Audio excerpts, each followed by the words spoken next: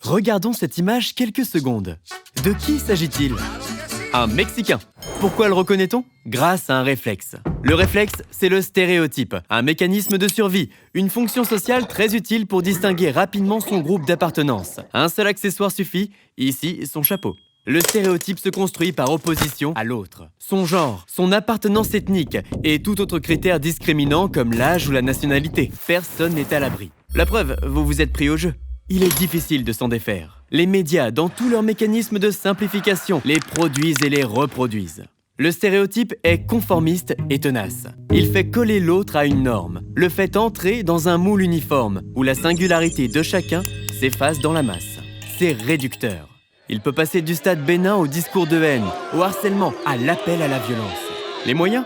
L'insulte, la moquerie et la caricature. L'effet multiplicateur des médias sociaux en amplifie le volume. Ça devient viral, ce que montrent les banques de mèmes. Aucun groupe ou aucune nationalité n'est épargné, soit en bien, soit en mal. Les Japonais sont travailleurs, les Écossais sont radins. Le stéréotype, c'est la paresse mentale du prêt-à-penser ordinaire, au risque d'amplifier les phénomènes communautaires.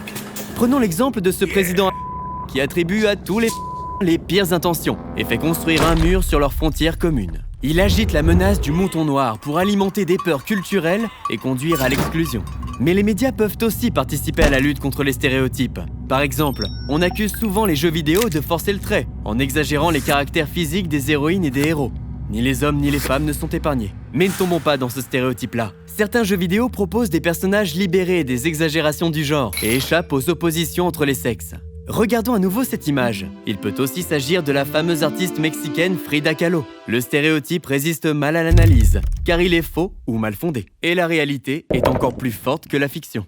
Ne rien laisser passer, c'est changer les regards. Le nôtre, celui des médias. Signalons les dérapages et faisons preuve d'empathie. Ayez les bons réflexes, prenez de l'air.